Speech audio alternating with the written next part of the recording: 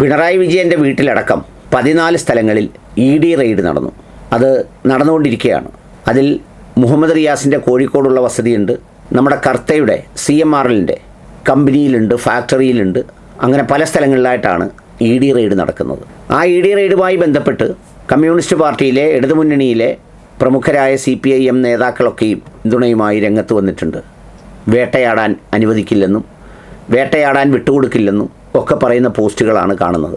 മുഹമ്മദ് റിയാസ്, അദ്ദേഹത്തിൻ്റെ മകളുടെ ഭർത്താവ് കൂടിയായ മുഹമ്മദ് റിയാസ്, അങ്ങനെ സംഘപരിവാരത്തിന് മുന്നിൽ മുട്ടുമടക്കുന്ന വിഷയമില്ല എന്ന് പറഞ്ഞിട്ടൊക്കെ പോസ്റ്റ് ഇട്ടിട്ടുണ്ട്. യഥാർത്ഥത്തിൽ അതുമായി ബന്ധപ്പെട്ട വിഷയം കഴിഞ്ഞ കുറേ നാളുകളായി കേരള രാഷ്ട്രീയത്തിൽ ചർച്ച ചെയ്യപ്പെടുന്നതാണ്. എക്സാലോജിക് എന്ന് പറയുന്ന അദ്ദേഹത്തിൻ്റെ മകളുടെ കമ്പനിക്ക് CMRL നിന്ന് പലതവണയായി നൽകിയ തുകയാണ് ആ കേസിന് ആധാരമായ സംഗതി. അതുമായി ബന്ധപ്പെട്ട് നമ്മുടെ മാത്യു കുഴൽനാടനും ഷോൺ ജോർജുമൊക്കെ നിരവധിയായ പരാതികൾ ഉന്നയിക്കുകയും ഒക്കെ ചെയ്തിരുന്നു. കേരളത്തിൻ്റെ ഒരു രാഷ്ട്രീയ നേതാവുമായ ഒരു മനുഷ്യൻ്റെ മകളുടെ പേരിലുള്ള സ്ഥാപനത്തിലേക്ക് എന്തിനാണ് ഇത്രയും തുക കൊടുത്തത് എന്നതാണ് ഒരു പ്രധാനപ്പെട്ട സംഗതി. എന്തിനായിരിക്കണം കൊടുത്തത്? അത് സോഫ്റ്റ്വെയർ ഡെവലപ്മെൻറ്റിനാണ്, അതുണ്ടാക്കാനാണ്, ഇതുണ്ടാക്കാനാണെന്നൊക്കെ പറയുമ്പോഴും അതിലൊരു ദുരൂഹതയുടെ നിഴൽ എല്ലാ സമയത്തും ഉണ്ടായിരുന്നു. എന്ന് വെച്ചാൽ ഈ CMRL കമ്പനി തന്നെ അതിൻ്റെ ഉത്ഭവ സമയം മുതൽ, ആവിർഭാവകാലം മുതൽ തന്നെ അത് പ്രവർത്തിക്കുന്നതും അതിൻ്റെ ഉൽപ്പാദനവും അതുമായി ബന്ധപ്പെട്ട കരിമണ്ണെടുക്കലും ഒക്കെ ഒരു പ്രധാനപ്പെട്ട രാഷ്ട്രീയ ചർച്ചാ വിഷയമാണ്. അവരുമായി ബന്ധപ്പെട്ട് രാഷ്ട്രീയ ലോബികൾക്കുള്ള ബന്ധങ്ങളൊക്കെ പല കാലഘട്ടങ്ങളിൽ പല മുന്നണികളിൽ ചർച്ച ചെയ്തിട്ടുള്ളതും പറഞ്ഞിട്ടുള്ളതുമാണ്. അതിൻ്റെ തുടർച്ചയായിട്ടാണ് ഇപ്പോൾ ഈ സംഭവം ഉണ്ടായിരിക്കുന്നത്.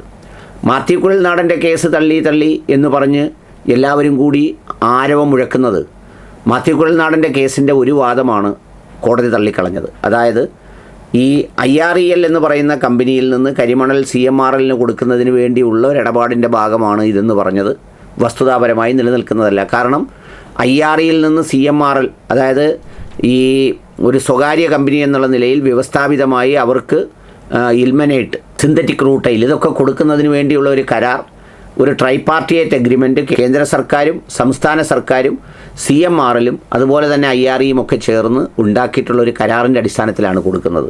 അതിലേക്ക് ഈ തുകയെ വലിച്ചഴയ്ക്കുന്ന ഒരു കേസിൻ്റെ നിലനിൽപ്പിനെയാണ് തള്ളിക്കളഞ്ഞത്. പക്ഷേ അപ്പോഴും ഈ തുക എന്തിനാണ് എക്സാലോജിക്കിന് കൊടുത്തത് എന്ന് പറയുന്നത് വളരെ പ്രസക്തമായ കാര്യമാണ്.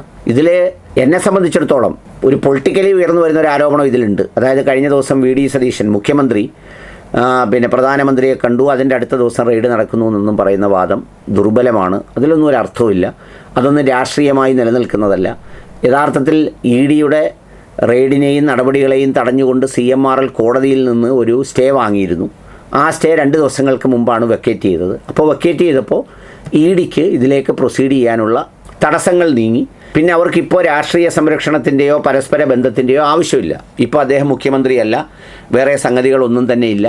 അങ്ങനെ ഒരു പ്രൊട്ടക്ഷൻ ഒന്നും ഈ ഘട്ടത്തിൽ വേണ്ടതില്ല എന്ന് കേന്ദ്ര സർക്കാർ തീരുമാനിച്ചിട്ടുണ്ടാവും എന്ന് വിചാരിച്ച് ഇത് ശാശ്വതമാണെന്നോ അല്ലെങ്കിൽ ഈ കേസ് കൊണ്ട് എന്തെങ്കിലും സംഭവിച്ചു പോകുമെന്നോ ഒന്നും വിചാരിക്കുന്നതിൽ അർത്ഥമില്ല. ഇതുപോലെ ഒരുപാട് റെയ്ഡുകൾ മഞ്ഞുരുകി പോകുന്നത് പോലെ തിരശ്ശീലയ്ക്ക് പിന്നിൽ സെറ്റിൽ ചെയ്യപ്പെട്ടിട്ടുണ്ട്. അപ്പോൾ അതുകൊണ്ട് ഇതൊരു വലിയ സംഭവമായി എന്തോ സംഭവിക്കാൻ പോകുന്ന പോലെ കാണേണ്ടതില്ല. പക്ഷേ ഇതിന് അതിൻ്റേതായ പ്രസക്തി ഉണ്ട് താനും എന്നുള്ളത്, രാഷ്ട്രീയ പ്രസക്തി ഉണ്ട് എന്നുള്ളത് ശരിയായ കാര്യമാണ്. ഇതിൽ എന്നെ സംബന്ധിച്ചുള്ള പോയിൻ്റ് ഒറ്റ കാര്യമേ ഉള്ളൂ. ഇത്തരം കാര്യങ്ങൾ ചെയ്യുമ്പോൾ ഈ ഇപ്പോഴത്തെ രാഷ്ട്രീയ നേതാക്കളുടെ എല്ലാം മക്കളുമായി ബന്ധപ്പെട്ട ഇടപാടുകൾ, അവരിടപെടുന്ന രീതി, അത് ഒരുപാട് പേർ, പ്രത്യേകിച്ച് അതിൽ കൂടുതൽ പേരും LDFിലാണ് എന്നുള്ളതാണ് അതിൻ്റെ ഒരു ദയനീയമായ സംഗതി. ഒരു വശത്ത് പന്ന്യൻ രവീന്ദ്രൻ്റെ മകനെ പോലെ, P ജയരാജൻ്റെ മകനെ പോലെ, പാലൊളി മുഹമ്മദ് കുട്ടിയുടെ മക്കളെ പോലെയൊക്കെയുള്ള മക്കളുണ്ടെങ്കിലും മറുവശത്ത് എല്ലാ സാധ്യതകളും മുതലാക്കുന്ന ഒരു കൂട്ടം നേതാക്കളുടെ മക്കൾ, ഇപ്പോൾ ബിനീഷ് കൊടിയേരിയും അവരൊക്കെ ഇപ്പോൾ അച്ഛനില്ലാത്ത കാലത്ത് ഫേസ്ബുക്കും രാഷ്ട്രീയവുമൊക്കെയായി മാത്രം നിൽക്കുകയാണ്. MV ഗോവിന്ദൻ മാഷിൻ്റെ മോനുണ്ട്, EP ജയരാജൻ മാഷിൻ്റെ മോനുണ്ട്, ശ്രീമതി ടീച്ചറുടെ മക്കളുണ്ടായിരുന്നു. ഇവരൊക്കെ ഈ പലതരത്തിലുള്ള കുറ്റക്കാളാണോ കുറ്റവാളിയല്ലോ എന്നല്ലേ പറയുന്നത്, പലതരത്തിലുള്ള ഇടപാടുകളിൽ പലയിടങ്ങളിലും പേര് കേൾക്കുന്ന ആളുകളാണ്. അതിൻ്റെ തുടർച്ചയെന്നോണമാണ് വീണ എന്ന് പറയുന്ന മകളുടെ പേരിലുള്ള എക്സാലോജിക് എന്ന് പറയുന്ന കമ്പനി, അതിൻ്റെ സംരംഭത്തെക്കുറിച്ചും അത് തുടങ്ങാനായി കാശ് കൊടുത്തത് എങ്ങനെയാണെന്നും ഒക്കെ നമുക്ക് വിശദീകരിച്ചു. അത് ശബ്ദതാള ക്രമീകരണത്തോളം റീലുകളായൊക്കെ വരികയൊക്കെ ചെയ്തു. പക്ഷേ ആ വന്നതും പറഞ്ഞതിനും അപ്പുറത്ത് ഇനിയും വിശദീകരിക്കാൻ, ഇനിയും ഈ പറഞ്ഞതുപോലെ നിലനിൽക്കുന്ന കുറേ കാര്യങ്ങളെങ്കിലും അതിനകത്തുണ്ടോ ഇല്ലയോ എന്നുള്ളത് വരും ദിവസങ്ങളിൽ ബോധ്യപ്പെടേണ്ടതാണ്.